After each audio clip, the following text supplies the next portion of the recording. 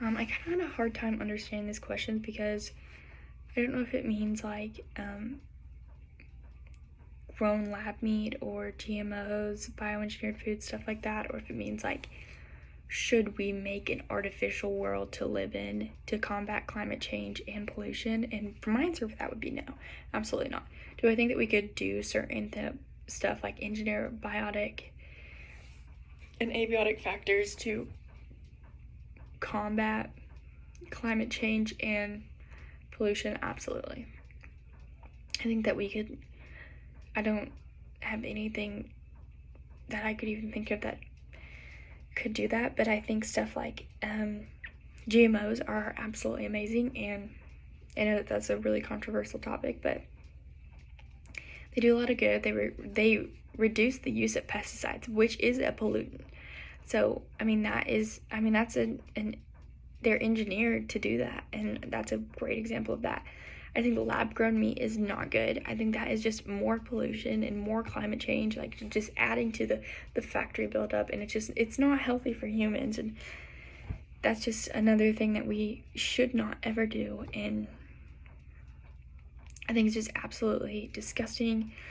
Going back to GMOs though, GMOs are specifically designed to reduce the use of pesticides, reduce the use of any chemicals used on the crop or the plant.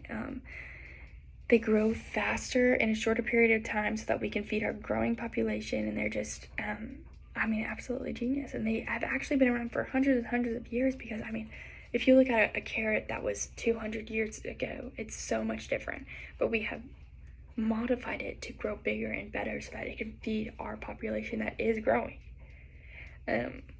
Because just a few weeks ago we reached 8 billion people in the world, and we're supposed to reach 9 billion people by 2050. So it's just like a tricky thing to do. And I think if we're talking about kind of putting the human population in, like changing everything to be artificial, so we are reducing like methane production and pollution and stuff like that, I don't think that would ever be right. And like that's just like a Lorax kind of world. And I think we need to do better about saving the trees and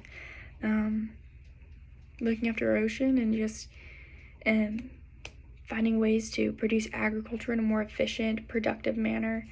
And there's nothing wrong with organic agriculture, there's nothing wrong with anything like that, but we just need to do stuff that will benefit agricultural production in a substantial, sustainable way that will bring us to a world where we can know that in 50 years our kids will be okay living there, and they won't have to fight for survival, fight for fossil fuels, find other ways to get electricity and stuff like that. Like, we just need to